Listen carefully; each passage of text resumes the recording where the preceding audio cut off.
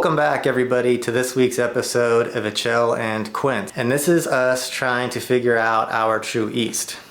And as you notice, Ixchel's not going to be here with us today because this is me sharing with you my 5 top reasons of why you should start a YouTube channel. Now, if anything, hopefully you just take away a little bit of inspiration, or maybe these are some good tips for you if you're inspired by or interested in doing the same. You're just going to be able to relate a little bit with some of my situations that I'm going to speak to. So first, let me start off with a little bit of my background so you can better understand how I came to this point. And for me, it was about a year ago. So a year ago, I was laid off from my job. Yes, maybe a younger Quince, I wouldn't have cared. I've never been through that experience before. I've never even been fired, I don't remember or recall. I've had a 17-year-long successful career, and I've taken a lot of knowledge and wisdom with me along the way. So it was groundbreaking, or earth-shattering, I guess. It really took the feet out from underneath me, and I'd have to say that there's a silver lining to everything.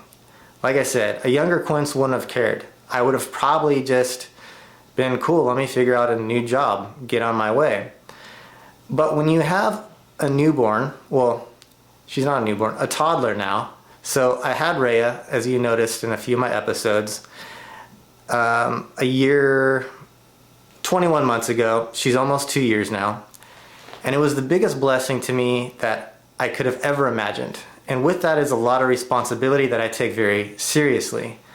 So when you feel that you're not going to be able to support or maybe able to maintain the same lifestyle that I've been providing for my family, it's pretty scary. At least for me, I couldn't see for a little while the light when I was in the dark.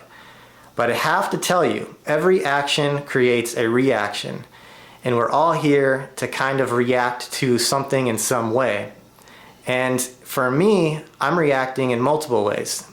So out of the 17-year-long career that I've had, that has been very good to me and been very blessed, I would have to admit that towards the end, I wasn't as happy as I thought I was. So in a weird way, when I was pushed out, it made me reflect on, this isn't the person that I wanted to be or the place I wanted to be at. Because I first had a dream when I got into this industry that I wanted to do something on my own. And for those that don't know, I am a creative by trade. I'm a designer. I work in brand building companies, very large ones, very big corporations. And that could be another episode in itself. But I think what I'm trying to say is, through that, I was wanting to always understand that industry so I could do something on my own. And through the success that I've had over the years, and I'm not complaining because these are things that are due to being blessed with the people around me, encouragement by friends and relatives, and having a good working relationship with coworkers and colleagues. But I think what I bring to the table more than anything is a lot of skills learned over the years. I've always had a very strong work ethic. I'm very passionate. I'm a very driven individual. Maybe overly ambitious. Most will tell you. So let me say that I was fearful to step out because of this false sense of security now that I see, or this comfort that you have when you live or work in this career mindset. And it's actually been a blessing to get pushed out because I'm able to go back to my original goals and my original dreams. And now I'm looking at it more transparently because I have this where I used to think maybe I was starting from zero. I have all those things that I'm speaking about, and I'm able to apply those. The years of experience, my work ethic, my passion, I'm not starting from zero. I'm applying them to each of the other things that I want to do. And YouTube has to be one of them. So in one other weird way, I was able to think about YouTube where I have certain skills that I can apply to here. And I think when anybody starts anything, you should think, do I have something that I can actually sharpen my edge to or be a little bit further ahead than others in this field? And I'm not saying I'm any good yet. I'm trying to say that after 8 that I've uploaded, or 7 videos that I've uploaded now, I'm starting to realize all of the mistakes already, and I'm starting to feel like I'm getting a little bit better. And let me know if that is the case. So with that, hopefully it can kind of round you down to like my background, how it shaped me, and what really pushed me into here. Losing my job most definitely was one of them. But before losing my job, me and my wife were on the couch probably more than we needed to be during the times that, you know, the baby's sleeping or when we're not dealing with her. We're all living in the pandemic, and it's been a struggle. But you're flipping through channels, let me get new stuff going, and then you're like, YouTube, or for me, I was like YouTube, and it was inspiring to watch others living a life or DIY projects, and like this whole new world like opened up to me. And so that was another rationale of like, maybe I could do that. That was another catapult into like, okay, I like this. This happened to me. Let me go after this. So those are a couple major reasons that, you know, made me inspired to maybe start into this. And then also my wife, and living this like life of being from her from a different country, me from on the other coast of the United States, and being on the East Coast, we're both isolated and we're both adventurous in a sense where we had to like leave friends and relatives. So we just have a story to tell. We have a way and want to be connected to those people as well. So let me first start by saying, you might have fears if you are interested in here, and I know one of them, and I think it's the main topic for everybody, and it is the fear of embarrassment. And let me just say that after looking at YouTube through all the algorithms and saying, is this something that I should do? Because I did do my research, I did do some strategic, you know, narrowing down what do we want to do, and I'd have to say that what I found out was really interesting, and this is just facts, this is not even me bullshitting, that literally half of the world's population, half of humans on Earth, are on social media. Let that sink in. Crazy, right? So this is just an elevated form of social media. And for those who don't play in social media, good for you. Respect. I understand why. There is a dark side to social media.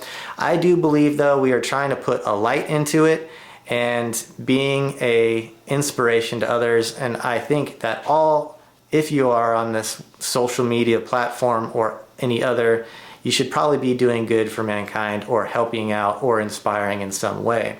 So that fear, you need to get over. And maybe by pushing play and record is one step closer to doing that. And ultimately, I do think it turns into an advantage that will serve you better when you conquer that fear or that embarrassment or that feeling that others were judging you, and it gives you to a level of I don't give a shit no more. And that's a very good place to be, because then you can truly be yourself and truly be unafraid.